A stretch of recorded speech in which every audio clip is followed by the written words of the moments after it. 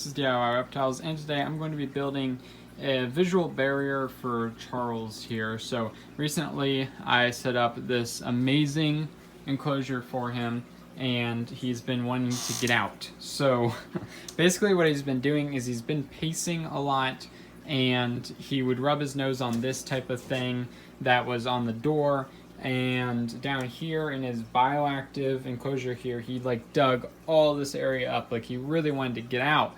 And I was worried because he kept getting nose rub, and I have since added the barrier that I'll be showing you in this video, and you can see how his nose is like white now.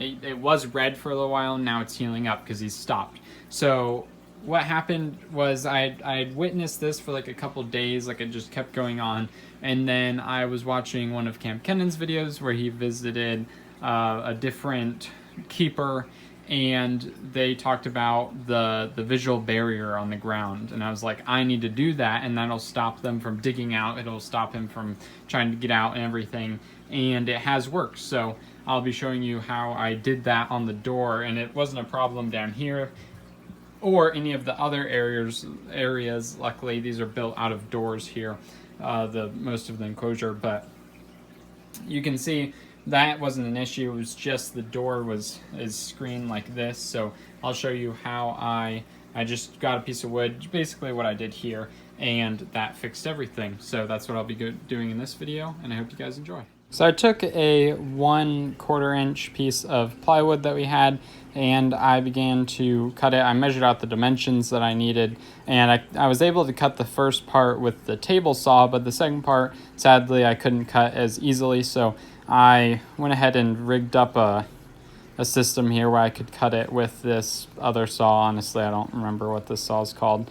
And then I went to sand it to make sure that it was safe for the iguana as well as myself, because I'd be handling it quite a bit. And once I was done sanding it, I was able to stain it. So as you can see in the background here, while also working on this project, I was also doing the fixing up the old green iguana cage, which was a video way back. And then as you can see right beside the front piece here, you can see the front pieces of my drawers, and I also did that. I didn't do a separate video on it, but I'm going to share that in this video as well. So I just went ahead and stained it real quick, and now I am installing it. So I wasn't exactly sure how to install it. The piece was a little bit bowed, as you could see, but I made sure it fit. It didn't fit like perfectly, like real nice and snug like I would have liked, but it kind of did fit. So I put wood glue all around it, and then I ended up screwing it to boards that were in front, and you'll see those in a second right here. So here you can see it finally done, and it didn't fit perfectly as I had said, and I didn't take out the screen. I actually used the screen to hold it into place, and I never planned on taking out the screen, but I didn't want the screen on his side because, again, I didn't want him to get any type of nose rub, because I was quite worried about that. So as you can see right here, it didn't fit perfectly on this side, but it fits down there, but it doesn't fit up here. So it's just, I blame this on the door really, and then it's not perfect along there either. So I put wood glue all the way around it, I put it in, and then you can see a hole here. I screwed it to a piece of wood that was right here, and then I did the same thing on that corner. And then eventually, like a couple days later, once all the wood had dried, once all of that was done, I unscrewed it, and here you can see it on the inside. So it's not just sitting there, even though it might appear to be. You can see, if I can get this, the top one's a little bit hard to open, but here you can see it is still bowed this way, and that just pushes it in whenever I close the door, and it's not an issue. But you can see a little bit of wood glue there, and then some spots and stuff. Luckily it seems to dry clear, but then this side is definitely glued on along with that side, so I'm not really worried about it. And Charlie's been doing really well, so again, he hasn't been digging or anything like that, so it's been working very well, and I quite like it. It works. So that's just very simple way, but this isn't exactly to show you how to do something. Obviously, I don't expect you all to have these enclosures like this, but basically the idea here is with tortoises and big iguanas and stuff, you want to have the dirt area to be surrounded with visual block. So especially with turtles and tortoises, preferably with turtles, you have them in tubs so then they don't try to get out the glass. But a lot of people don't do that, but it's even worse with tortoises. They will just go at a piece of glass, and it's just not great. It's not recommended. So if you do keep a tortoise, I recommend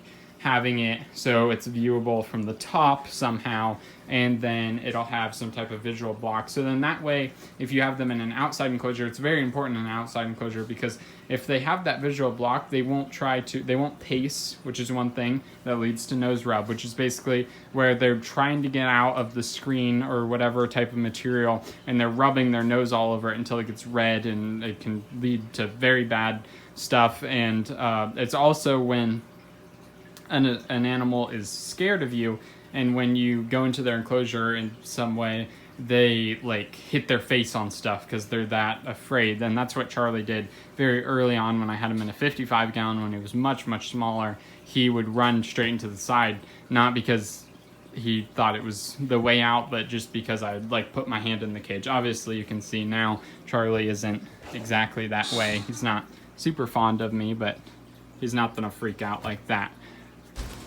But this is what I did to basically make that happen, and it's been working very well for me. So now very quickly I want to show you this. So these are my drawers, and I did a video on building this. This is my underbed storage system. It has all these like 27 gallon tubs that has 6 of them under there, and then these are my drawers, and these don't have anything to do with reptiles. These are the actual only part of this bed system that doesn't. Those are where my clothes go, and this is literally all of the clothes that I wear are in like 5 of these drawers. That drawer doesn't even have clothes in it. And then I have all of those are reptile related stuff, but I thought that I did a pretty good job on this. I mean, all the drawers still work, but before it just wasn't anything there, and I was really tired of having that because we didn't paint the front because we planned on putting drawer fronts on it, but I don't know, I just got tired of waiting for that to happen, so I just went ahead and did it. And they're not all perfect, but you don't really notice, and yeah, they're not straight. But that's all right, because you look at them from up here and you don't notice. And I just used plywood for this because I like the look of that. I think it looks all right. I didn't want to wait for handles. I just did that, and I thought it was pretty cool. But it's basically the same. It's just pieces of plywood that I went ahead and stained. So it's actually the same stain as well. So that's pretty cool, I think. Kind of completes. I'm trying to tie things together. So hope that you guys learned something from this video and got some type of inspiration. And if you enjoyed, like down below. If you have any comments or concerns, in the comments below. And if you want more content, then subscribe. Have a fantastic day.